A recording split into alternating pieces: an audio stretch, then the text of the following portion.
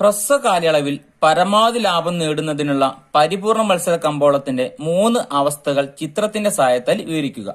എക്സാമിന് 8 മാർക്കിന് ആവർത്തിച്ച് ചോദിക്കുന്ന ഒരു ചോദ്യമാണ്. ഹ്രസ്വ കാലയളവിൽ സ്ഥാപനം എങ്ങനെയാണ് പരമാവധി ലാഭം നേടുന്നത്? നമ്മൾ പഠിച്ചിട്ടുള്ളതാണ്. ഇവിടെ നമ്മൾ ഹ്രസ്വ കാലയളവിൽ സ്ഥാപനം പരമാവധി ലാഭം നേടാൻ വേണ്ടി ഒരുപാട് കാര്യങ്ങൾ ചെയ്യേണ്ടത്. ഇതിൽ എന്താണ് ചില വ്യവസ്ഥകളുണ്ട്. അത് ഏതൊക്കെയാണെന്ന് നമുക്ക് നോക്കിക്കഴിഞ്ഞാൽ മനസ്സിലാവുന്നതാണ്. ഓരോ ഉൽപാദകനും സാധനങ്ങളോ സേവനങ്ങളോ ഉൽപ്പാദിപ്പിക്കുകയും അവ കമ്പോളത്തിൽ വിറ്റഴിക്കുകയും ചെയ്യുന്നു. എല്ലാ ഉൽപാദക യൂണിറ്റിന്റെയും പ്രധാന ലക്ഷ്യം തന്റെ ലാഭം പരമാവധിയാക്കുക എന്നതാണ്. ഉൽപ്പന്നങ്ങൾ കമ്പോളത്തിൽ വിറ്റ് ഉൽപാദകൻ ലാഭം പരമാവധിയിലെത്തുന്ന അവസ്ഥയെ സന്തുലിതാവസ്ഥ എന്ന് പറയും. അതായത് ഉൽപാദകനെ സംബന്ധിച്ച് പരമാവധി ലാഭം കിട്ടുന്ന അവസ്ഥയ്ക്കാണ് നമ്മൾ എന്തെന്ന് പറയാ, സന്തുലിതാവസ്ഥ എന്ന് പറയാ. ഏതൊരു ഉൽപാദന ലക്ഷ്യം എന്ന് പറഞ്ഞു കഴിഞ്ഞാൽ പരമാവധി ലാഭം നേടുക, അല്ലെങ്കിൽ ആ സ്ഥാപനം നല്ല രീതിയിൽ മുന്നോട്ട് കൊണ്ടുപോകുക. അപ്പം ലാഭം ഉണ്ടാവാൻ വേണ്ടി ഒരുപാട് കാര്യങ്ങൾ ചെയ്യാറുണ്ട്. അപ്പം പരമാവധി ലാഭം കിട്ടാൻ വേണ്ടി എന്തെല്ലാം കാര്യങ്ങൾ ചെയ്യണം എന്നാണ് പറഞ്ഞത്. അപ്പൊ പരമാവധി ലാഭം എപ്പോഴാണ് കിട്ടുക? അവരുടെ ചെലവും അവരുടെ വരുമാനം തമ്മിലുള്ള അകലം കൂടുമ്പോഴാണ് ഉൽപാദകനെ സംബന്ധിച്ച് പരമാവധി ലാഭം കിട്ടുക. അതായത് ചെലവിനേക്കാൾ കൂടുതൽ വരുമാനം എപ്പോഴാണ് ഉണ്ടാവുന്നത് ആ അവസ്ഥയിൽ തുടർന്നു പോകാനായിരിക്കും അവർ ആഗ്രഹിക്കുക. ഇപ്പൊ ഒരു സാധനം ഉൽപ്പാദിപ്പിച്ചു, അവർക്ക് ഇങ്ങനെ ലാഭം കിട്ടിക്കൊണ്ടേയിരിക്കുകയാണ്. എന്നാൽ ഒരു മാക്സിമം പോയിന്റ് ഇത്ര യൂണിറ്റ് ഉൽപ്പാദിപ്പിക്കുമ്പോഴാണ് പരമാവധി ലാഭം കിട്ടുക. അല്ലെങ്കിൽ അതിനേക്കാൾ കൂടുതൽ ഉൽപ്പാദിപ്പിച്ചു കഴിഞ്ഞാൽ പിന്നെ ലാഭം കുറയുന്ന അവർക്ക് തോന്നുന്നതാണ്. അങ്ങനെയാണെങ്കിൽ അവർ ഉൽപ്പാദിപ്പിച്ചുകൊണ്ട് പരമാവധി ലാഭം കിട്ടുന്ന ആ ഒരവസ്ഥ അല്ലെ, അതിനെയാണ് നമ്മൾ എന്താ പറയാ അവരുടെ പരമാവധി ലാഭം, അല്ലെങ്കിൽ അവർക്ക് പരമാവധി സന്തുലിതാവസ്ഥ ഉണ്ടാവുമെന്ന് പറയാൻ സാധിക്കുള്ളൂ. എന്നാൽ ഇവിടെ പരമാവധി ലാഭം കിട്ടുന്നത് എപ്പോഴാണ്? മൊത്തം ചെലവും ടോട്ടൽ കോസ്റ്റും ടോട്ടൽ റവന്യൂ മൊത്തം വരുമാനം തമ്മിലുള്ള അകലം കൂടിയിരിക്കുമ്പോൾ, അതായത് അവർക്ക് പരമാവധി ലാഭം കിട്ടുന്നത്.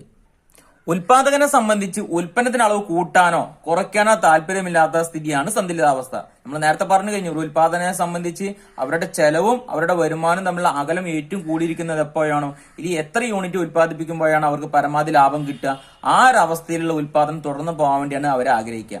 ലാഭത്തെ നമ്മൾ പൈ എന്ന് വെച്ചാണ് സൂചിപ്പിക്കുന്നത്. Pi equal to TR minus TC. ലാഭം കാണുന്നത് എങ്ങനെയാണ്? മൊത്തം വരുമാനവും മൊത്തം ചെലവും തമ്മിലുള്ള വ്യത്യാസം ആണെന്ന് എന്തെന്ന് പറഞ്ഞു കഴിഞ്ഞാല് പൈ അഥവാ ലാഭം എന്ന് പറഞ്ഞു കഴിഞ്ഞാല്. അപ്പം വരുമാനം ഏറ്റവും കൂടുകയും ചെലവ് കുറയുകയും എപ്പോഴാണ് ചെയ്യുന്നത്? ആ ഒരു സമയത്താണ് ഉൽപാദനം സംബന്ധിച്ച് സന്തുലിതാവസ്ഥ ഉണ്ടാവുക, അല്ലെങ്കിൽ അവർക്ക് എന്താണ് പരമാവധി ലാഭം കിട്ടുക.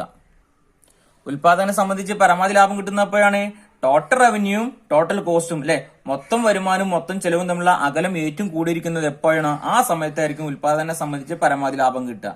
TR ഉം TC യും തമ്മിലുള്ള വ്യത്യാസം ഏറ്റവും കൂടിയിരിക്കുന്നത് പ്രധാനമായിട്ടുള്ള 3 വ്യവസ്ഥകൾ പാലിക്കുമ്പോഴാണ്, അല്ലെങ്കിൽ 3 കാര്യങ്ങൾ ചെയ്യുമ്പോഴാണ് മൊത്തം വരുമാനവും മൊത്തം ചെലവും തമ്മിലുള്ള വ്യത്യാസം ഏറ്റവും കൂടിയിരിക്കുന്നത്.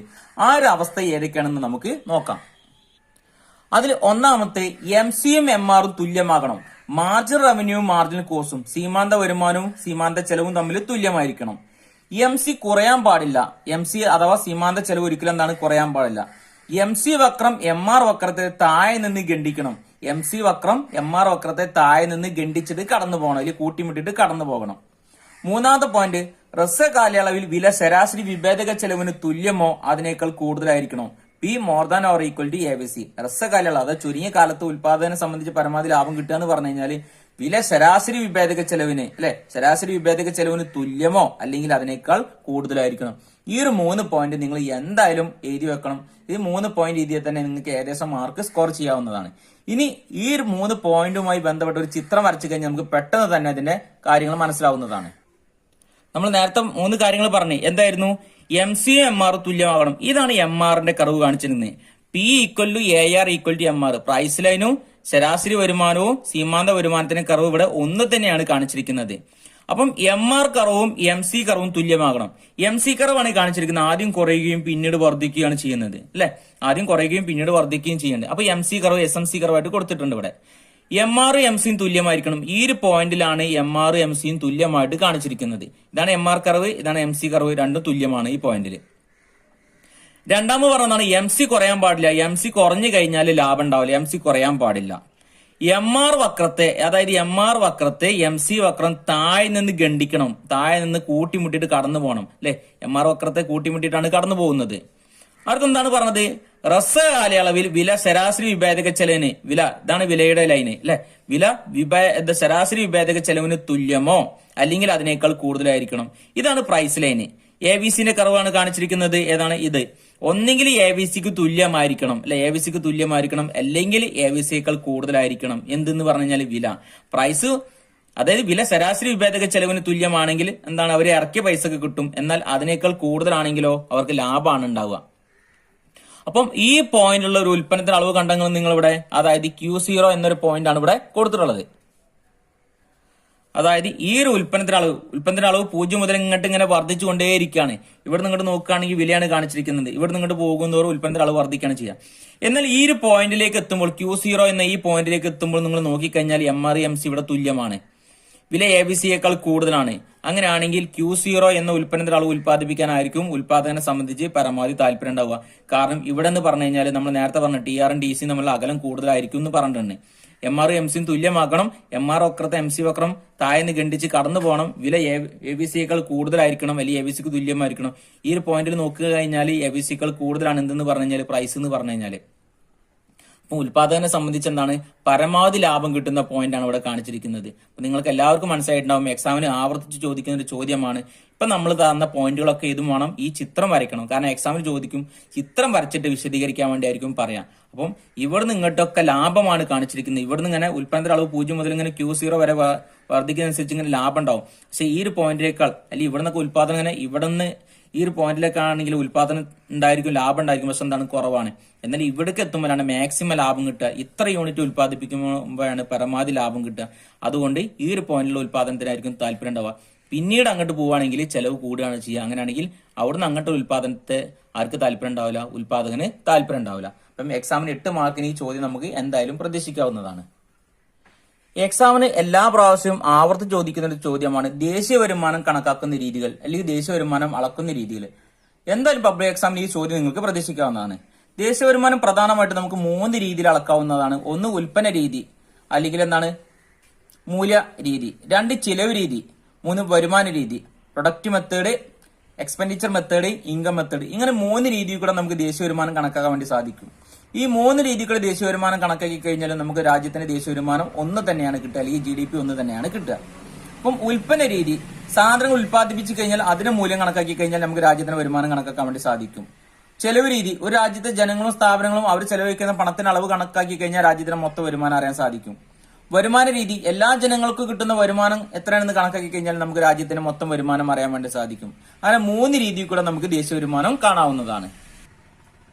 അതിൽ ഒന്നാമത്തെ ഉൽപ്പന്ന രീതി, അല്ലെങ്കിൽ മൂല്യവർദ്ധിത രീതി എന്ന് പറയും. ഈ രീതി പ്രകാരം ഒരു സമ്പദ് വ്യവസ്ഥയിൽ സ്ഥാപനങ്ങൾ ഉൽപ്പാദിപ്പിച്ച എല്ലാ സാധനങ്ങളും മൂല്യം കണക്കാക്കി കഴിഞ്ഞാൽ നമുക്ക് എന്ത് അറിയാൻ സാധിക്കും, ആ രാജ്യത്തിന്റെ ദേശീയ വരുമാനം അറിയാൻ വേണ്ടി സാധിക്കും.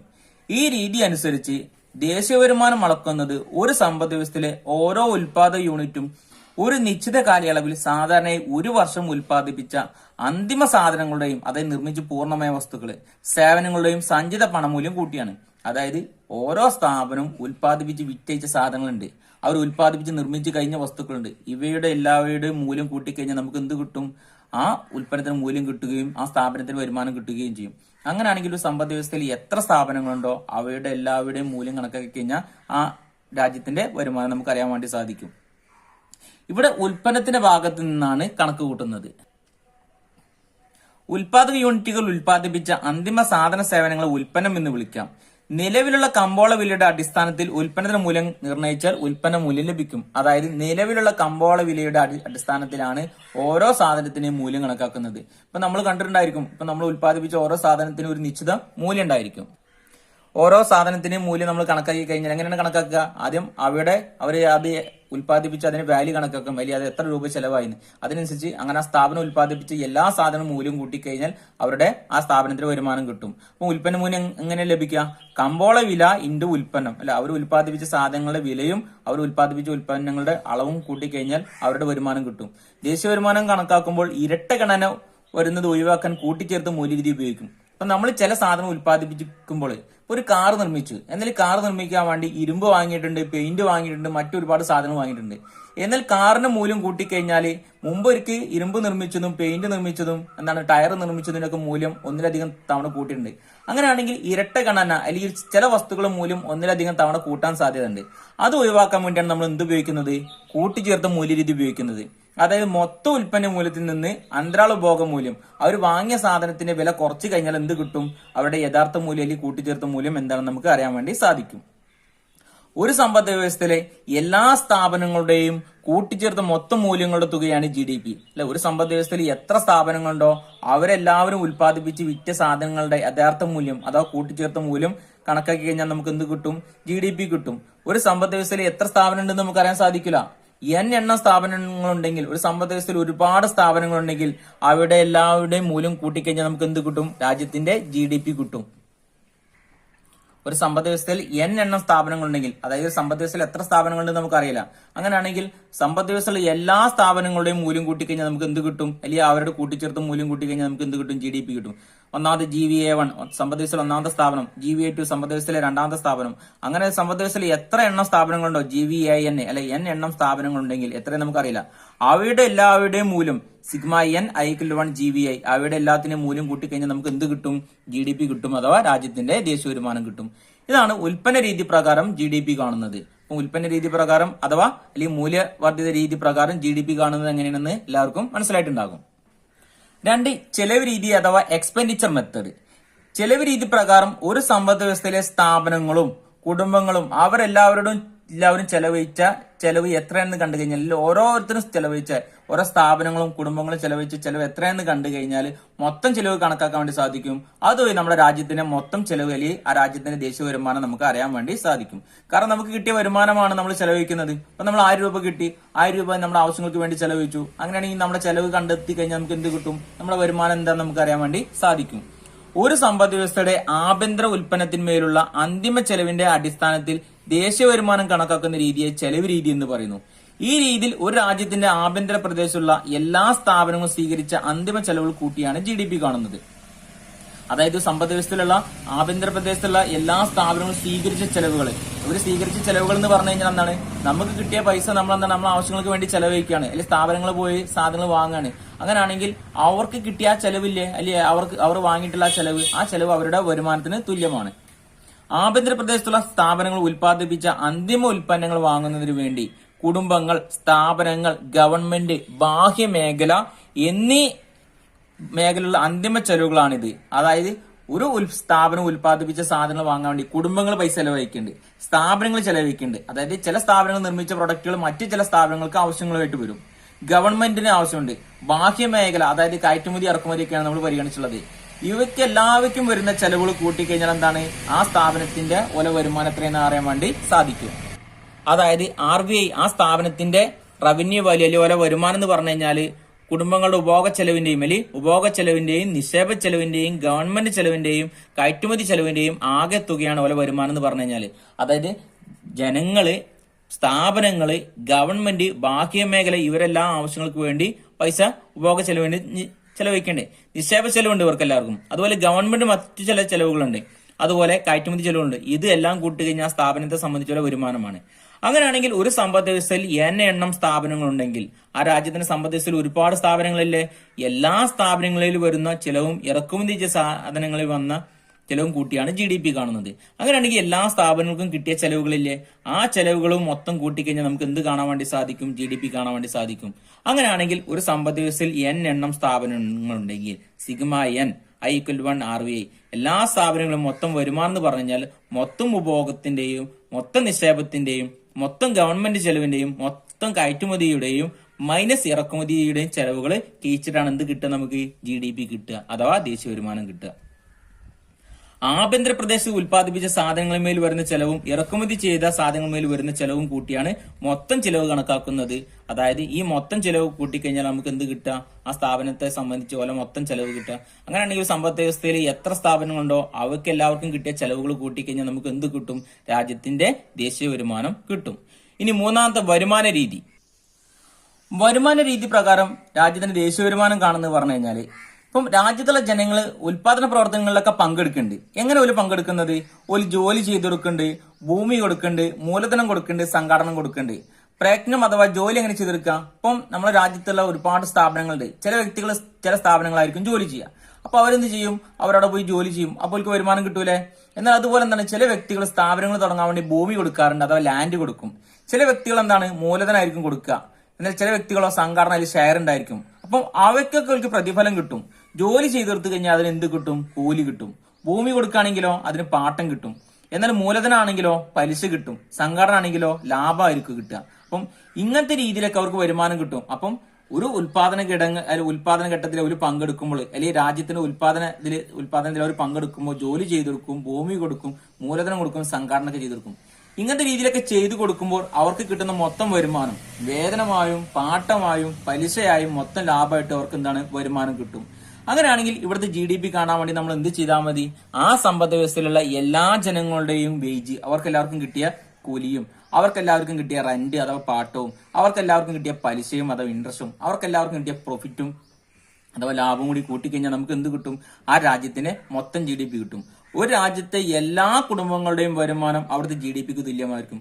ആ രാജ്യത്തിന്റെ സമ്പദ് വ്യവസ്ഥ, രാജ്യത്തിനുള്ളിലുള്ള എല്ലാ ജനങ്ങളുടെയും വരുമാനം കൂട്ടിക്കഴിഞ്ഞാൽ അതിന് എന്ത് കിട്ടും? നമുക്ക് GDP കിട്ടും അഥവാ ദേശീയ വരുമാനം കിട്ടും. അപ്പൊ നമ്മള് 8 മാർക്കിന്റെ രണ്ടാമത്തെ ചോദ്യം നമ്മൾ പഠിച്ചു കഴിഞ്ഞു അല്ലെ. അപ്പം 8 മാർക്കിന് വരുന്ന പ്രധാനമായിട്ടുള്ള 2 ചോദ്യങ്ങൾ നമ്മൾ പഠിച്ചു കഴിഞ്ഞു. അതുപോലെ തന്നെ വരുന്ന മറ്റു ചോദ്യങ്ങളുണ്ട്. അതായത് സമ്പദ് വ്യവസ്ഥയിൽ പണപ്രദാനം നിയന്ത്രിക്കാൻ വേണ്ടി RBI ചെയ്യുന്ന നടപടികൾ ഏതൊക്കെയാണെന്ന് അത് നമ്മൾ 5 മാർക്കിന്റെ പഠിച്ചിട്ടുണ്ട്. ഇനി അതുപോലെ TVC, TFC, എന്താണ് TC ഒക്കെ കാണാൻ വേണ്ടി പറയാറുണ്ട്. അത് നമ്മൾ മുമ്പത്തെ ക്ലാസ്സുകളൊക്കെ പഠിച്ചിട്ടുള്ളതാണ്. അപ്പം അങ്ങനെ 4 ചോദ്യങ്ങൾ 8 മാർക്കിന് ചോദ്യങ്ങളുണ്ട്. ചിലപ്പോൾ ബഡ്ജറ്റ് ലൈൻ വരയ്ക്കാൻ വേണ്ടിയോ അല്ലെങ്കിൽ അത് വിശദീകരിക്കാൻ വേണ്ടിയോ പറയാറുണ്ട്. അല്ലെങ്കിൽ അതിന്റെ സന്തുലിതാവസ്ഥ പറയും. അതായത് നിസ്സംഗത വക്രവും ബഡ്ജറ്റ് ലൈനും വരച്ചിട്ട് അത് വിശദീകരിക്കാൻ വേണ്ടി പറയും. എങ്ങനെയാണെന്നെങ്കിൽ എന്താണ് ഏത് രീതിയിൽ വന്നാലും ഇതൊക്കെ നമ്മൾ മുമ്പത്തെ വീഡിയോയിലൊക്കെ പഠിച്ചിട്ടുണ്ട്. 5 മാർക്കിന് 4 മാർക്കിന് വീഡിയോയിലൊക്കെ പഠിച്ചിട്ടുണ്ടോ? എല്ലാം നമ്മൾ പഠിച്ചിട്ടുണ്ട്. നമ്മൾ പഠിക്കാത്ത ഭാഗങ്ങൾ അപൂർവമാണുള്ളത്. അപ്പം മുമ്പ് നമ്മൾ വീഡിയോസ് ഒരുപാട് ചെയ്തിട്ടുണ്ട്. അതായത് 2023 2022 എക്സാമിന് ആവർത്തിച്ച് വരുന്ന ചോദ്യങ്ങളാണ് നമ്മൾ ഒരുപാട് പഠിച്ചിട്ടുണ്ട്. നിങ്ങൾ വിചാരിക്കേണ്ട 2024 പുതിയ ചോദ്യങ്ങളാണ് വരുന്നതെന്ന് ഒരിക്കലും വിചാരിക്കേണ്ട. കാരണം എന്ന് പറഞ്ഞു കഴിഞ്ഞാൽ ഇത് പ്ലസ് ടുവിന്റെ ഈ ക്ലാസ്സും അല്ലെങ്കിൽ എന്താണ് ടെക്സ്റ്റ് ബുക്ക് എന്ന് പറഞ്ഞ ഒരുപാട് വർഷം മുന്നേ ഉള്ളതാണ്. അത് പ്രീവിയസ് ഒരു 2-4 കൊല്ലത്തെ പ്രീവിയസ് ക്വസ്റ്റ്യൻസ് ഇങ്ങനെ ചർച്ച ചെയ്ത് അതിൽ ആവർത്തി വരുന്ന ചോദ്യങ്ങൾ മാത്രം നോക്കിക്കഴിഞ്ഞാൽ തന്നെ ഇപ്പോഴുള്ള ചോദ്യങ്ങൾ നിങ്ങൾക്ക് കവർ ചെയ്യാൻ വേണ്ടി സാധിക്കും. 2023 നമ്മൾ എക്സാമിന് ആവർത്തിച്ച് വരുന്ന ചോദ്യങ്ങൾ ചെയ്തിട്ടുണ്ടായിരുന്നു. അത് തന്നെ നോക്കി പഠിച്ചാൽ തന്നെ നിങ്ങൾക്ക് എന്താണ് ഫുൾ മാർക്ക് സ്കോർ ചെയ്യാവുന്നതാണ്. എന്തായാലും ഈ ക്ലാസ് മൊത്തം കണ്ടു കഴിഞ്ഞാൽ നിങ്ങൾക്ക് എന്താണ് പാസ് മാർക്കും അതിനപ്പുറം കിട്ടും. പാസ് മാർക്ക് എന്നല്ല, എന്തായാലും നിങ്ങൾക്ക് 60-70 ശതമാനത്തിന് മുകളിൽ സ്കോർ ചെയ്യാൻ വേണ്ടി സാധിക്കും. എന്തായാലും നിങ്ങൾ എക്സാം എഴുതി കഴിഞ്ഞതിന് ശേഷം നിങ്ങൾ റിസൾട്ട് എന്തായി കഴിഞ്ഞാലും അല്ലെങ്കിൽ നല്ല രീതിയിൽ എക്സാം എഴുതാൻ കഴിഞ്ഞിട്ടുണ്ടെങ്കിൽ തീർച്ചയായും നിങ്ങൾ കമന്റ് ബോക്സിൽ കമന്റ് ചെയ്യണം.